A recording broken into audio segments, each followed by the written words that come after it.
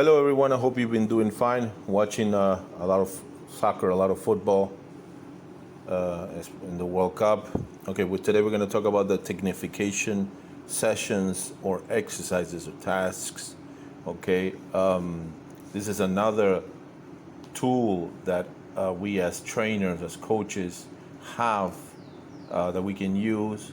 Okay, the first time that I heard about the name was in Spain. They call it over there jornadas o sesiones de tecnificación, sessions of technification. And the first coach who I started watching or seeing several decades ago actually, was Marcelo Bielsa. Now he's very well known. At the time, not a lot of people knew about him.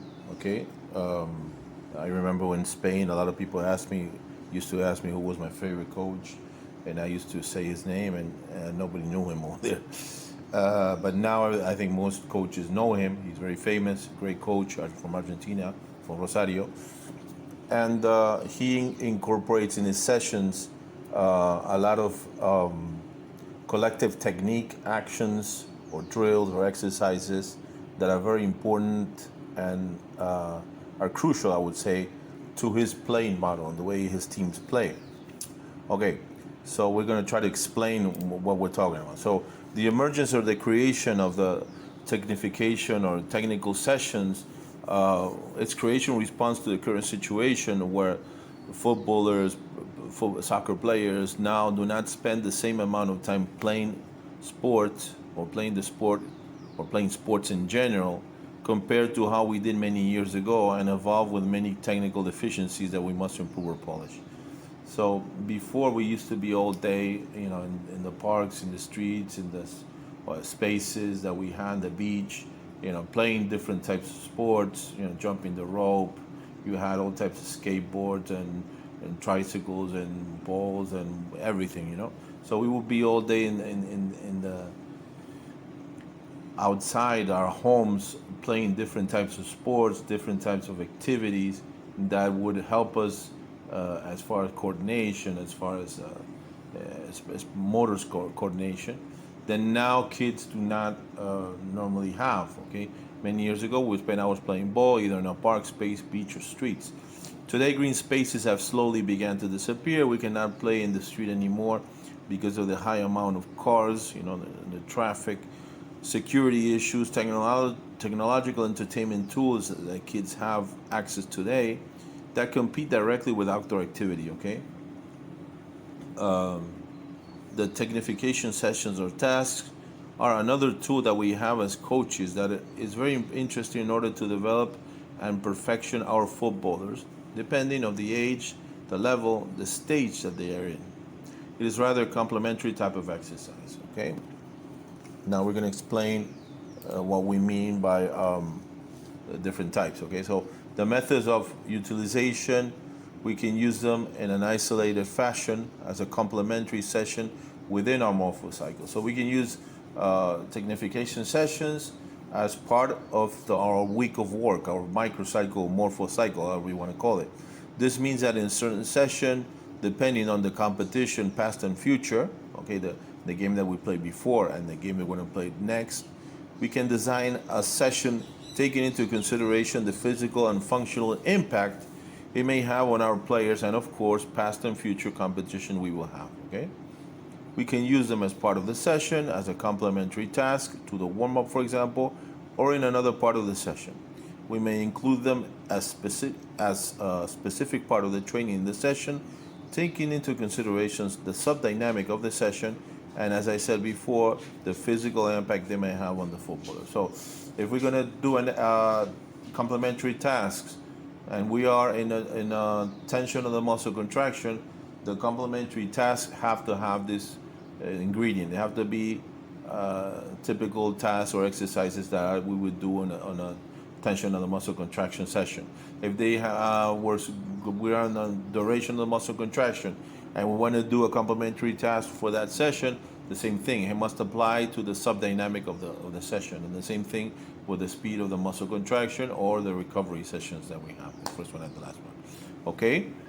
Now, as far as the types. We have a general technification session, okay, or task, and we have the specific technification sessions or tasks. Okay, the general ones they normally focus on the skills, fundamentals, or general actions that are not so position specific, but focus more on the general fundamentals of the game. Later in the example that I'm going to use, I'm going to show, you're going to see a video by Pepin Linders where he's working with kids that are on development. Okay, and you're going to see that they're more general fundamentals that he's going to work with. Okay. These normally are carried out on phases or stages of the learning process where we look for the footballer to carry out the general fundamentals of the game. The specific, okay, type will be normally focused on specific actions of the position the footballer plays. Okay, I'm going to show in later the last 3 videos, we're going to show some specific tasks focus more on professional level or close or semi-professional level. Okay, they generally are global exercises, although they can begin as analytical. Okay, in other words, they can begin without any opposition, without any real context, but later become global or have real context. Okay, where we have a real game situation where the action of the task finishes where the coach determines. Okay, and we are and this task or exercise is repeated over and over, systematic repetition. So we're going to have a task or exercise where the player, according to his position, is going to execute a certain task or exercise, and after we finish, we may repeat it again. Okay, of course we can have a pause in between, or if we see if we have other players waiting, we can change them, okay, and repeat again. So we have to remember to carry out many repetitions in order for the footballers or the players or the athletes to learn what we pretend. Okay, so in other words, to make sure you understood, we have technification sessions and technification tasks or exercises, and these can be general, which will be focused more on players that are on the development, or they can be more specific, which are for players who are close to professional or professional level or semi-professional. Okay, and these will be position specific, and these will focus more on what our players are supposed to do in the match, in the pitch. Okay, according to our playing model. Okay, here we're going to see an example of Pepin Linders. He's actually currently the assistant coach of Jurgen Klopp. He's Dutch. He studied and worked for many years in Portugal, in Porto, where he studied over there and worked. Okay, and here are some examples of technification sessions or complementary tasks. Okay, for kids on the development level. Okay, which I use it as an example because it's, in my opinion, it's very good. And as you can see him there on the screen, and here you can see several examples using your creativity, of course. Okay, and what you think your players need, you're going to try to work, create sessions or tasks where they're going to perform these types of actions. Okay, as you can see, they have a lot of technical work with the ball. Okay, shooting, finishing, controlling, all types of moves, 1v1 moves, control the ball, control the space, control the opponent, the timing. Okay, and so as you can see, it's a very interesting video where you can see exactly the development of the footballers and the correct way to do it. Okay, then they start working more with supports like type of rondos, but 1v1 inside. Okay, or 2v2 or 3v3 or 2v2, working with supports outside, having numerical superiority, but also at the same time having 1v1s inside. Okay,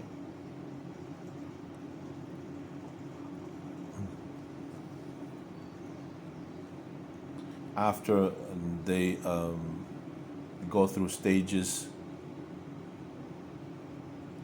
of growth, they can now perform a more complex tasks, okay, of exploiting the space, as you can see, okay, so creating and exploiting the space.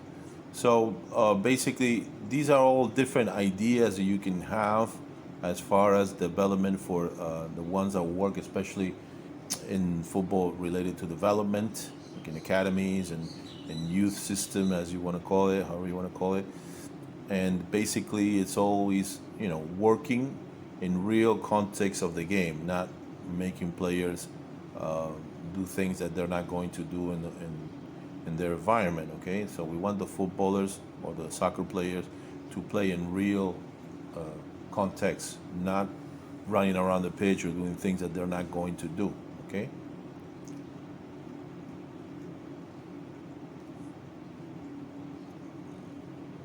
Now you can see the change now with goalies and goalkeepers, okay, and goals, the ability to finish the plays, all the variations, and especially the decision making, the quick decision making inside the area or the box. The main idea is giving enough tools to our players so they're able to be ready when if they have the possibility to play professionally, when they go to the first team, they are ready. Because most of the times I've had this coaching in the first team, especially in Spain, that we might have athletes that have technical problems. So then we have to waste time and be working individually with them because they have these problems, okay, that they weren't developed correctly in the youth, okay, in the academy. Here we're going to have an example of Atletico Madrid, okay, I'm going to put it again, and these are more specific, what I was talking about Bielsa, more position specific, professional, focus on professional players or semi-professional, anticipation, retreat, how they're going to position themselves inside the box, correct body positioning, well, exactly. All the information that you pretend that your players, your footballers have, will create tasks or exercises where they are constantly, executing these type of tasks or exercises. So if these situations in a real match happen that they're going to face, you're going to see them, they're going to be prepared because they're going to be able to do it. They have done it many times, okay? So it's not going to be something that is a surprise for them, okay? Third man runs, in this case, in Atleti de Bilbao, Bielsa, Marcelo Bielsa, okay? We call it in Spanish incorporación de segunda línea, okay? The same thing, okay? So at the same time, while you can be working with the midfielders and the attackers, for example, like in this case, on one side of the pitch, your assistant coach can be working on another thing on the other side of the pitch, so, or your physical trainer. So always, program the session or tasks. These can be a complementary task, okay? The third man runs, in this case, the execution is not as easy, so you have to take into account these are professional players.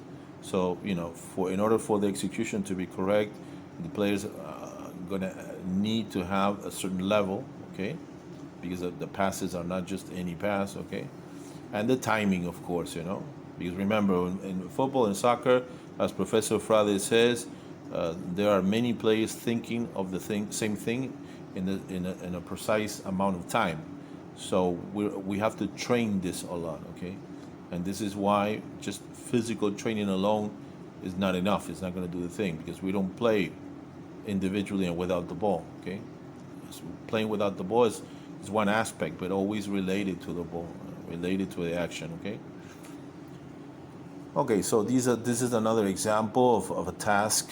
Of course, it can be as an introductory part of the session, or it can be as a complementary task for the warm-up, or however you choose, or it can be a session where maybe you don't have a match, and you can plan a session where you're going to work different things that you pretend, and you can divide the task in even 3 or even 4 or in many positions, as long as you have a coaching staff that you're able to be on top of the players and be close and see that they do it correctly with the correct intensity. Another thing is the repetitions. Repetitions, of course, we don't want fatigue in the player. We always have to look at the execution that is correct. If the execution is correct, and we may repeat another time, but if we see that the execution starts going down, then we have to stop it, okay? Then we have to change the players, because this is the main thing, you know? We want always with good quality of movements, always.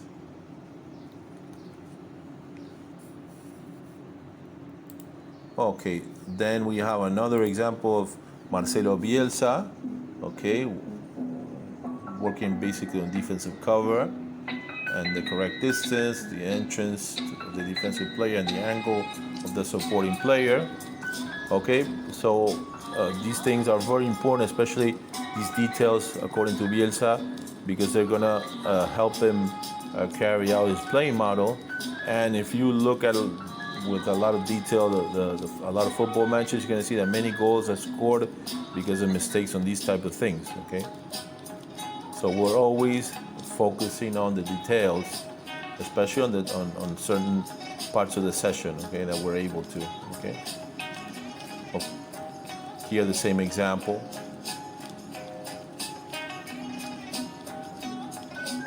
Not only the cover, but the angles have to be correct. It has to be 90 degrees angles.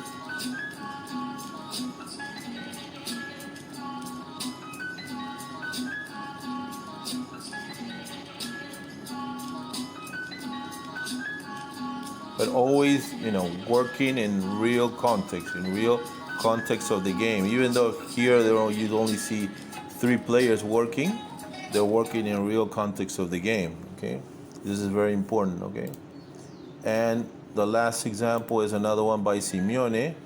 Okay, and these are, as I said before, all actions that really they are going to do here. He's defending the cross and blocking the shot. Okay, the defender. So always, you know, any type of action that the players are going to execute in the match, this is the basis for the creation of the exercises of the task, okay, in my opinion. Okay, so I hope you liked the video, you enjoyed it. If you have any suggestions or questions, always in the beginning of the videos, you can see my email, so you can write to me. Don't forget to like, share, subscribe, or comment, and I hope to see you again. Bye-bye, take care.